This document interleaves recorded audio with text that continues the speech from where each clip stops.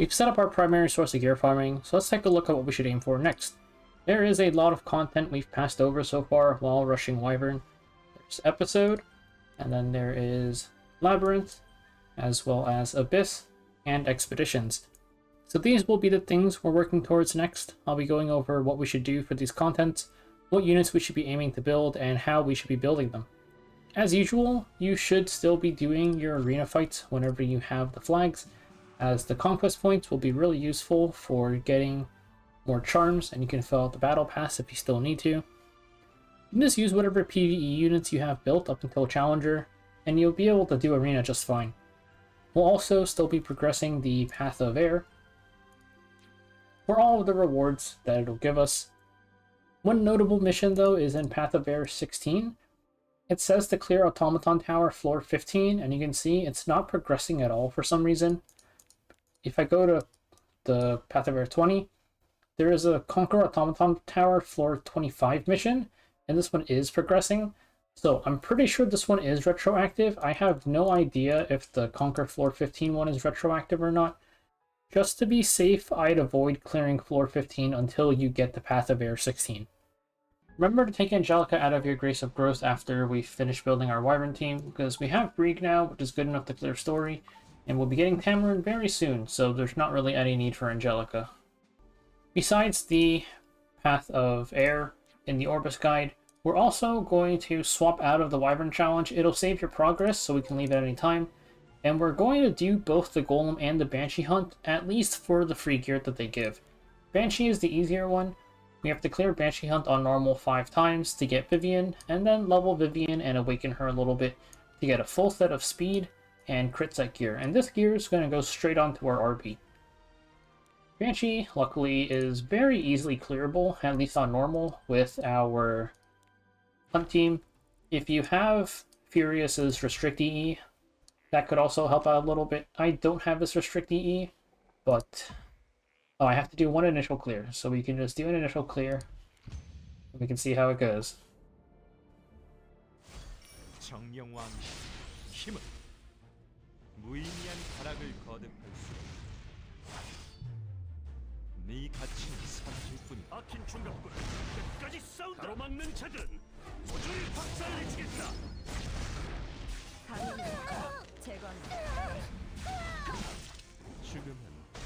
생각보다 가까운 있지.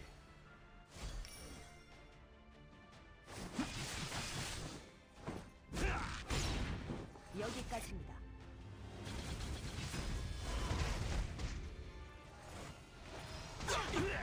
전력을 다한다. 내게 맡겨. 주제 모르는 자의 저만. 가슴이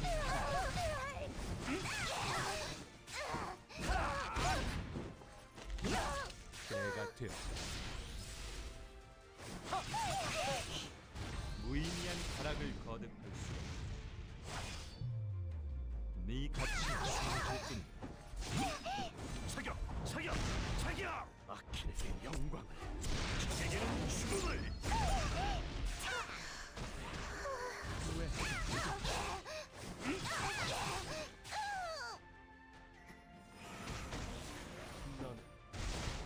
감당할 수 없. 어리석은 탐욕을 위해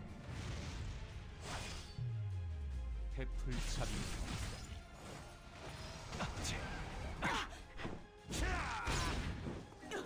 어둠 속으로 사라지시죠. 정령왕 힘을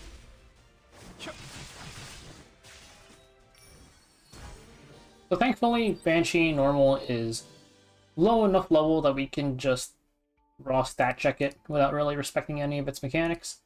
We can clear this 4 more times on Quick Battle to get the 5 clears real quick. And then after we unlock Vivian, we're going to go get our gear, we'll upgrade it, and we'll put it onto our Arbiter Vildred, and he'll be using that for quite a while.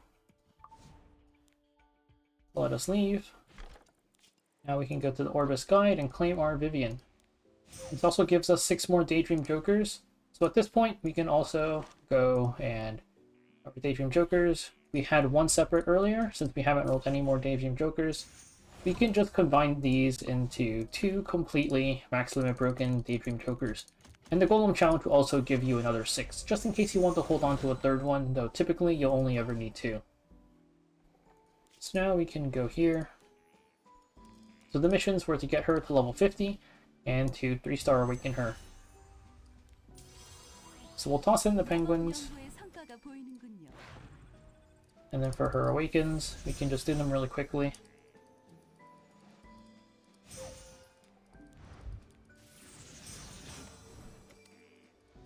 I don't think it's necessarily worth using an awakening potion on her. There's some other units we'll be building that I'm going to be saving those for.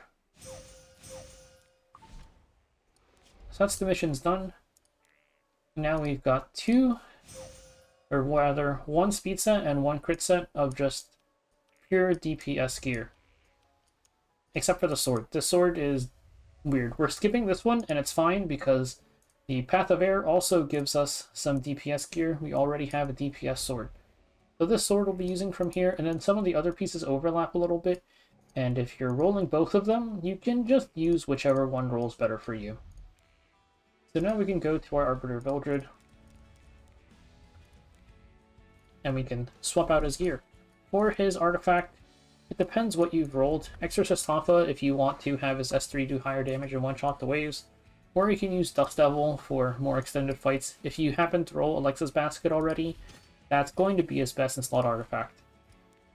So we've got speed and crit set. We can give him this one, which I already rolled a little bit, as well as this DPS helm. There's should be 2 DPS chests. This one has slightly more speed, and this one has a bit more damage. It doesn't really matter which one we go with. They're pretty much the exact same, but these crit set pieces are going to boost our crit a good amount. Now we've got the boots. So now we can go ahead and just roll these and see how they go.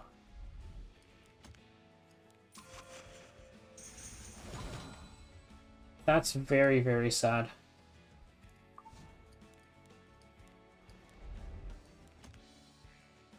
And honestly, I'm going to be using these pieces no matter what, so I'm just going to max them. It's whatever.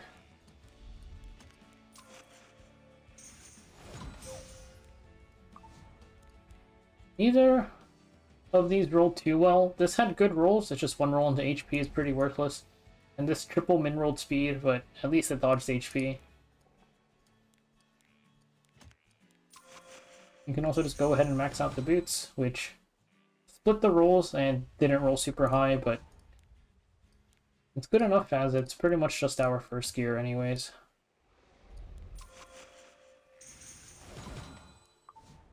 Average rolls.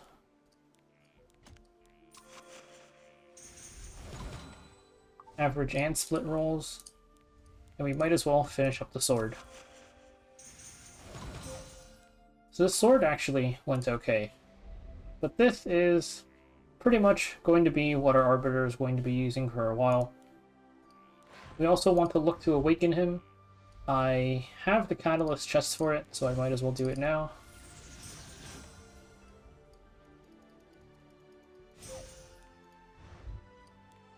I've got the rune chests, as well as the epic catalyst chests.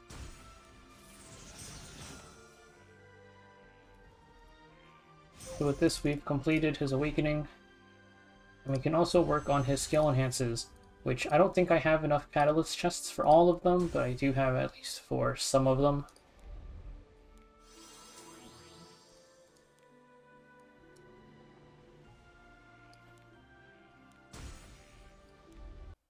So it'll just be the +4 for now. Eventually I do want to max out his S3 as well as his S1. S2 is not really necessary for PvE, but if you're using him in PvP, then you probably want to max that out as well.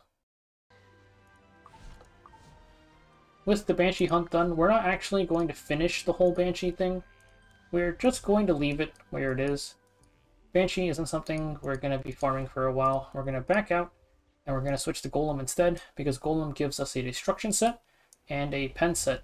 This is pretty much the exact same as the gear that Sigret has already, so we'll just be getting a duplicate of it, and we can use it on some other DPS units. Per episode, we'll be pushing until partway through episode 4, where we'll then take a little break. We'll clear all of episode eventually, but partway through episode 4 is where our most important unlocks finish. Pushing episode lets us unlock a bunch of very strong new characters, as well as upgrading some of our existing characters. So first up, clearing episode 2, chapter 8, lets us start Tamarin's Connection. The good thing about Tamarin's Connection is that it starts tracking these missions the second you start the game, rather than after you unlock her connection. So this guild aid mission might still gate you a little bit depending on how active your guild is. If you haven't found a guild yet, you should go find a guild just so you can send aid to people. Also, this mission asks you to unlock a mission or a side story in Book of Memories, rather than spending the 900 Skystones. If we just wait a little bit longer and we go clear chapter 10 in episode 2, we will be able to get 2 milestone in times for free. So we're gonna wait until we clear chapter 10 before we finish Tamarin's Connection. Clearing episode 2 chapter 10 also gets us another unlock, which is Adventurer Ras, Ras's specialty change. Ras is a little bit less important than he was before because of how absurdly strong Brieg is and how early we get Brieg now, but Ras is still pretty useful, and he's currently pretty good in PvP as well. Clearing episode 3, chapter 9 gets us Camilla's Connection. We'll be using her a little bit later in Abyss as well as one of the expeditions, but it's worth mentioning her now because we'll unlock her along the way to clearing episode 3. Clearing all of episode 3 unlocks one of our upgrades one of our units, which is Mercedes. It's technically a specialty change, but it's not in the menu. It's an upgrade for Mercedes that gives her a little bit extra damage plus a revive, and also gives her personal artifact. This is also just along the way to something else, but hey, an upgrade is an upgrade, so we have no reason to pass it up. And then clearing episode 4, chapter 1 gives us Adin. Adin is somebody who has 4 different forms. Besides her base form, she's got... Let's see if I could search for it. Yep, Adin has a lot of forms. This one's an actual ML 4-star, but Holy Flame Adin, Serene Purity Adin, Verdant Adin, and Savior Adin are all specialty changes of Adin's base form. So we get base Adin after clearing episode 4, chapter 1, and then Verdant Adin is the one we're aiming for, which we get after clearing a few more chapters. I'm not sure exactly which one lets you fully unlock her. All of her upgrades come for free. I think she only costs runes or something. All of her skill enhances come for free, which is really nice. So it becomes pretty cheap to upgrade her. Verdant Adin is really nice for PvE, and since all of the other forms are either really niche or not very good, we'll just be sticking with Verdant Adin for quite a while. For Labyrinth, our goal is to eventually clear Asmachilus of Cycle. To clear Asmachilus of Cycle, or rather to unlock it, we have to kill the queen in royal capital Asmachilus, which we have to hit account rank 64, which is a decent ways away, so it's just something to keep in mind once we actually get there. Asmachilus of Cycle resets monthly, and it costs absolutely nothing to enter, so it's definitely worth clearing out each month as it offers great rewards. You might get gated by this in Path of Air 36, where it asks you to kill a boss in the Royal Capital, but we can clear Royal Capital super easily just with the units that we build for other content, as well as normal mode Asmachilus of Cycle. So by the time we actually unlock this, we'll be able to clear it pretty easily. There's also a Nightmare difficulty for Cycle, which requires a bare minimum of 20 units because we can't reuse any units each month, so it's more of a long-term goal. A few of the bosses are really easy to clear with pretty accessible units though. You should also be pushing Malicus's Consciousness whenever you have time, because there's some pretty good rewards in here. 5-star artifact ticket, Torrent Necklace with DPS stats, HP Necklace with tank stats, and you've also got this pen ring with DPS stats. So those 3 pieces of gear, plus the artifact ticket, I think are definitely worth picking up. This also costs nothing to enter, so whenever you have the time, you can definitely come in here and check it out. Nixie's Sanctum also has this artifact ticket at the end. That's pretty much it. I don't think the 78 gear is that useful anymore with how much 85 gear we get for free now, so I wouldn't really bother leveling this. Eventually, you do want the full clear every single lab though, as there's a reputation missions, or rather a few of them here, 90 sky stones, 95 sky stones, 100 sky stones. It's just some free stuff, 100. You can get a bit of free sky stones if you clear out all the labs, so you might as well. Abyss is the same as usual. We'll just be clearing as much of it as we can whenever we need the resources or when Path of Air asks us to. This is also largely cleared just using the units we already built for other content, at least until the later floors. For the most part, you can kind of auto Abyss without really reading anything until at least floor 90, potentially floor 100, with a few notable exceptions like floor 62. Past that, we'll just slow it down a bit and potentially start building more units, or at least using Grace of Growth for a few units for specific floors. I will be updating the Abyss guide as I go along, which will have all of the notable floors listed for both normal Abyss and Challenge Abyss, and I'll be updating some of the earlier floors as I go along. And there's also links to videos for some of these for the later floors. I'll add a few for the early floors as well for anybody who gets stuck there, but you can see some videos for all of the later floors. Expeditions we unlocked a while ago, but let's talk about them now. They're a bit of a long-term goal because we have to build a ton of units for it, but there's still ways for us to do expeditions even without the units. You can access it by either clicking on the repeat battle and then there's the expeditions here, or you can go through the battle menu and go to the expeditions here. So expeditions are when you clear, hunt, or rift, you will get posters, and these posters have 5 different potential elements. Only 3 elements will be on rotation at once, and they're kind of collaborative content because you can see that there are multiple people who can hit a poster, and combined you need to do 1,800,000 damage. So expeditions are a little bit hard early because there's 5 different types and you need to build units for all of them. One thing you can do is if your friend or your guild is strong enough, you can just hit people's expeditions even though you won't really be doing any damage. Like, if I just put in my Wyvern team, it's not going to be fantastic. It'll contribute a little bit, I guess. So we can do something like that. And assuming that your friends list is strong enough, you will be able to clear anyways. Definitely make sure that they're okay with you going into their expedition and not really doing any damage first. So this is me hitting my own account's expedition, and I'm not really, it doesn't matter. We're gonna clear anyways. I'm just gonna head out, but you can just put in your strongest units and try to do as much damage as you can. Definitely make sure that you know the person though, otherwise the expedition might not clear and you might waste your energy. So expeditions have 3 different levels. Pretty much anybody is just going to put up a level 3 expedition. We have to clear each level before unlocking the next one though. And even if we don't have the teams for it just yet, we can still... There's no way I'm clearing this expedition. We can still at least go in, and if you go in and yield instantly, you will at least get some gold out of it.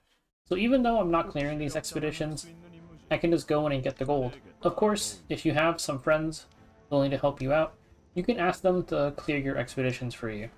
One more part of expeditions is open expedition. So here, if I go to the expedition that I posted, you can see there's open recruitment down here. This basically makes it so that anybody can join your expedition, not just your friends and your guild. For level 1, the damage requirement is 50,000. For level 3, the damage requirement is 350,000, if I remember correctly. And you can see open recruitment here. Yeah, it says 350,000, and I can't actually join any until I've dealt the damage requirement. You can't open your posters, and you can't join open posters until you meet the damage requirement. Clearing expeditions gives you points on this track. There's a bunch of stuff here. It's mainly just gear-related stuff. So it's definitely worth clearing this out every month, especially since just by firing hunt, you will naturally get some expedition posters that you will be able to put up and potentially clear. Clearing Episode 2, Chapter 10 also unlocks the Moonlight Theater. In the Moonlight Theater, you can find a bunch of stories from the multiverse, basically just alternate worlds. Some of them are really short, like Days of Piercing Cold is only 6 acts long, and then some of them are really long, like Fallen Land has 2 acts 14, 15 for 29 acts total, or as 2 seasons rather. And you can get 1 free entry every single week. You can see on Fallen Land I watched part 1, and the next one is 6 days left. Each time you watch one, you can get 50 mystics, which we can claim now. And that means that as long as you have, at the very start, we have 6, so that's 6 mystic rolls each week if we're doing it. You can also see the cast board. The cast board in each one is just if you own any of the characters that are in the story, you get a free theater ticket. Now what theater tickets do is theater tickets let you basically bypass the wait time on the 6 days or the 7 days, and you can just use one to watch immediately. You can also buy theater tickets. I guess there's no place to do it, but once you run out, you can do it here. Theater tickets you can buy for 500k gold.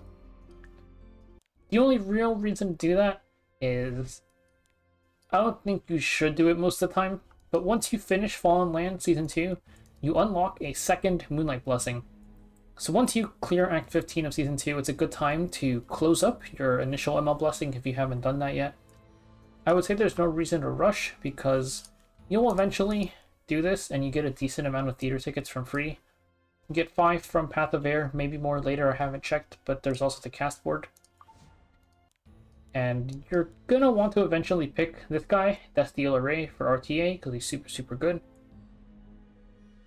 This is the same thing with the first ML Blessing, where you don't really want to do the final summon until you really need to. The only thing the final summon unlocks is RTA, so unless it's like late in an RTA season, then you might want to do your final summon if you need Ray to hit Masters. That's also when you might want to spend gold on the theater tickets, so you can quickly grab Ray. After Ray, this guy's next. Mediator Cowrick is the next best choice. And then, where is she? Conqueror Lilius is right after him. It's Death Dealer Ray in a tier of his own, and then Mediator Cowrick and Conqueror Lilius below him. Then we have Remnant Violet and Sylvain Sage Vivian. These two are in the next tier. They're like okay units, nothing super amazing or anything. And then we have Astromancer Alona and Commander Pavel. At the very bottom, these two are pretty much completely useless. So definitely, the stories, see if you're into them. I personally really like Nadalon Academy. And get your free Mystics, and also get your free ML5. After you've completed all of your missions for your Moonlight Blessing hero, you click the final one, and there is a final summon button. Basically, you do not want to click this, because you do have the opportunity to reset your ML Blessing once. It's only a single time, but we don't click this button because just in case we roll a duplicate of this unit, we'll be able to swap this one out for a different ML5. It could be Ruel, it could be Spectre Tenebria, it could be whoever you want, or whoever you don't have. There is a second Moonlight Blessing after this though, but that one we don't actually get to even start until we've read all of Fallen Land in the Book of Memories. So until you do that, there's not really any point in finishing this final summon. You're going to just leave this here and not touch it. So now let's get into the units that we'll be using. Starting off, we can just do Sigret, Brieg, Arbiter, Vildred, and Mercedes. This core of 4 units is going to be enough to get you through a lot of early Abyss, a lot of early Labyrinth, and also just Adventure, or rather Episode as it's called now, all the way through the end of Episode 2. I just autoed all of it pretty much. Sigret and Brieg, you can just keep them on their Wyvern gear. It doesn't really matter. Sigret, skill enhance however much you want. And then for Brieg, with S3, you want -1 turn, and for now, just that is fine. I think later on, having damage on his S3, maxing it out, and maxing out his S1 is also really nice.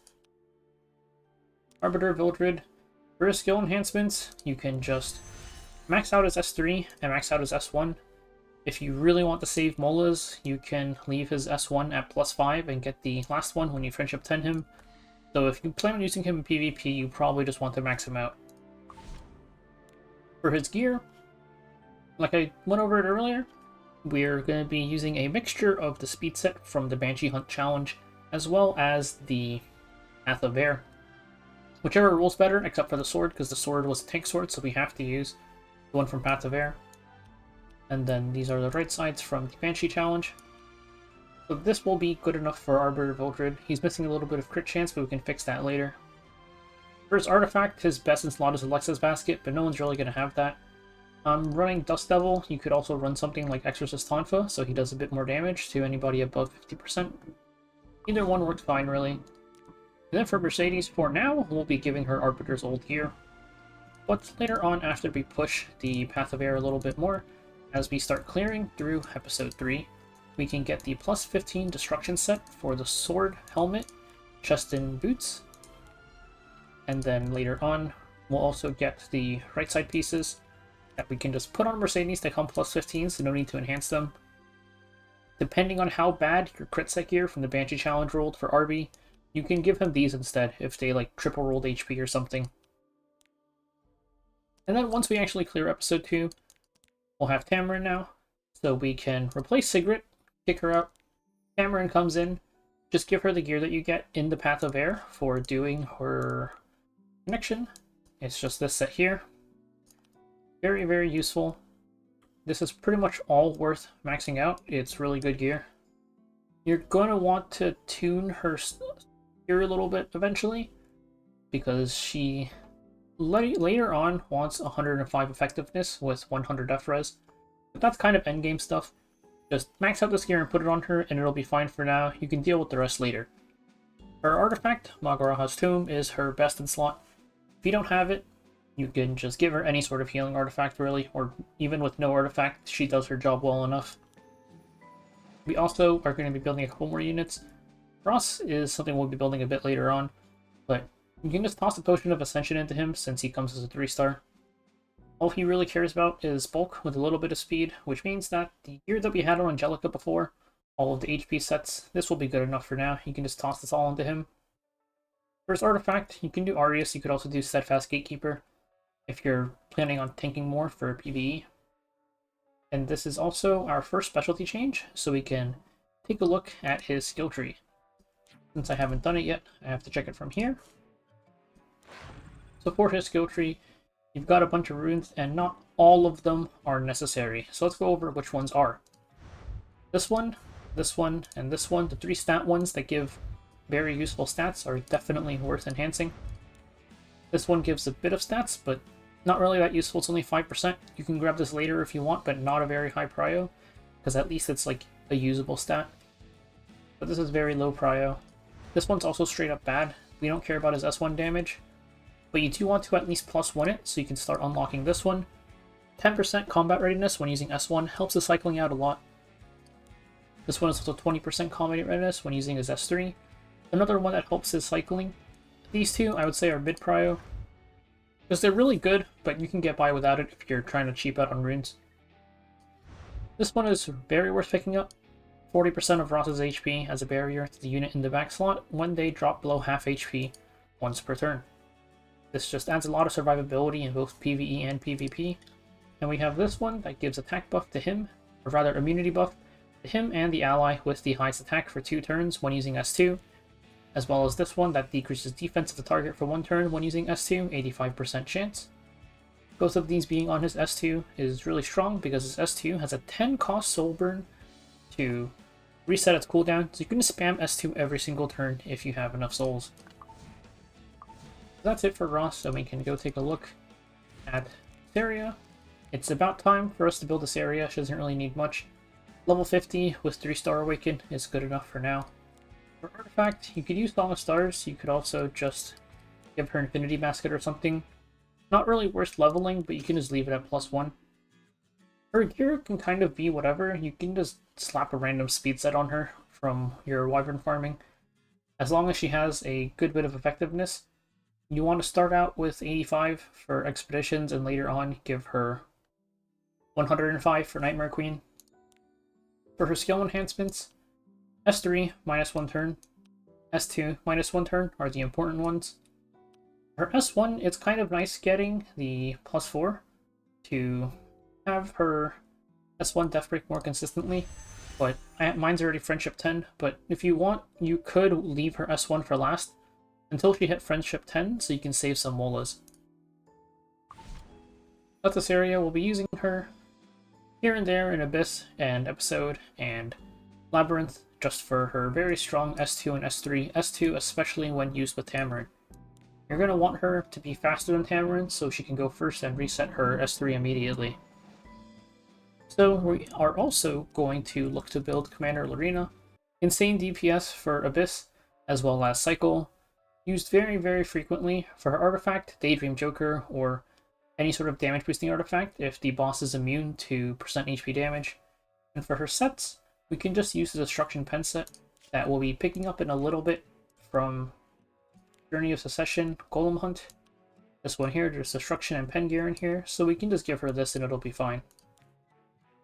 For her skill enhances, you kind of want to max her, well, S1, S2, and S3 eventually. You can do S1 last, or S2 last. Now we can take a look at her skill tree. For her skill tree, you can pretty much follow what I did here. These two are not that useful. You just have to +1 them to unlock the big one here. 20% more damage on her S3 when hitting bosses. This gives her a little bit of crit damage. And then this one gives her a little bit of attack here. This is more damage on her S1. This is more CR on her S1. And this is a chance for even more CR on her S1. So these runes are good enough for her to be... Well, she's already very good at what she does. But these runes will be all that you really need. You can skip these ones. This one is actually kind of nice. The 5% defense does kind of add up, but not 100% necessary. You can grab it later if you want. So then we are also going to look to build Montmorancy. Montmorancy is down here somewhere. So we'll just sort by Water Soul Weaver. Montmorancy, she has a specialty change that we can go take a look at. That is the wrong button. So Montmorancy, after her specialty change, she becomes a pretty insane cleanser. She's not as good as she used to be because, well, she used to be free, then they made her not free, and we used to use her for tanking Wyvern, but now we get Brieg so early that there's not really any point. However, we are still going to be using her as a cleanser, because every once in a while, we're going to need a bit of cleansing here and there. She's used frequently in Nightmare Raid, or Nightmare Cycle. Sometimes in Abyss or Episode, we might need her cleansing, so definitely worth the pickup, and she's pretty easy to get, being a 3-star. For her skill tree, this one gives F-res, this one gives F-res. These ones are definitely worth picking up, as she wants a lot of F-res. Free HP is always appreciated. This one is pretty low prio. It's just a small chance to get healing buff. It's kind of nice for more sustain, but because it's unreliable, it's not that important. This entire line is for her S2. This one is similar. It's just a chance to dispel one additional debuff. Probably worth picking up long run, but because it's unreliable, it's kind of whatever. This one is one of the important ones. 50% chance to have her S2 pop back up. You get to spam her S2 more often, and since you stack F-res on her, she shouldn't be getting debuffed, at least in PvE content, so this is very, very nice. And then here, this makes her S2 always heals. This is really nice because her healing is pretty subpar unless you're debuffed, and this helps make it so that she at least is doing a decent amount of healing. We've also got this one, CR push when she's using her S2 if she has at least 100 F-res. So you want a minimum of 100 F-res, eventually aiming for 200. And this, coupled with her S2 reset, just lets her spam her skills a lot. This one down here, 5% F-res to all allies. Not super high prio, similar to Ras, because the effect is so low, but F-res is a very useful stat for Montmorancy, so you could look to pick this up later if you really want to. This also, notably, does not show in your stats, so keep in mind that if you have this, you actually only need 195 F-res on Montmorancy. Also mentioned that Fene and Spectre Tenebria are pretty useful units for PvE. Fene being a lot better. Spectre Tenebria, you can build her or grace her, and you'll be able to use her here and there as well. So this core of units gets us through all of Episode 4 except for the final boss, Abyss 100, as well as normal cycle. For Episode, like I said, we start off with just Sigret, Brieg, Mercedes, RB, and later on, once we get Tamarin, we'll drop Sigret, and we can just run this. For some boss stages, we might flex in Iseria, we might flex in Montmorancy, wherever she is. And we might also even flex in a more single target DPS. We could use Commander Lorina if we really have to. But in general, this is pretty much going to auto almost all of Episode. For Abyss, you can just use whatever you have, pretty much. I wouldn't say it's until floor somewhere in the 90s that you might have to start paying attention. Floor 62 is a notable exception, but you can find out more about that in the Abyss guide. After floor 100, we'll be building a lot more units for Abyss, most of them having other uses in PvE content. If they have no use, then we'll just use Grace of Growth on them, so it's no big deal. And for normal cycle, we'll be swapping units in and out pretty much. Commander Lorina, Cameron, Brieg, Mercedes is a really good core. For some bosses, we might want to drop Brieg for Ras, and sometimes we might want to add an Iseria or something. So those 6 units are mainly what we're going to be using, and sometimes we might even want Montmorancy, so I'd make it a 7th. But pretty much that core of Brieg, Tamarin, RB, Mercedes, Commander Lorina, Iseria, Ras, and Montmorancy, these 8 units are going to be getting us through pretty much all of the early PvE. So that's it for our goals after clearing Wyvern. Next time we'll take a look at Expeditions specifically, because Expeditions, there's 5 of them, and there's a lot of unit choices. I'll be going over the cheapest choices that we get, as well as the best possible choices and some of the in-betweens.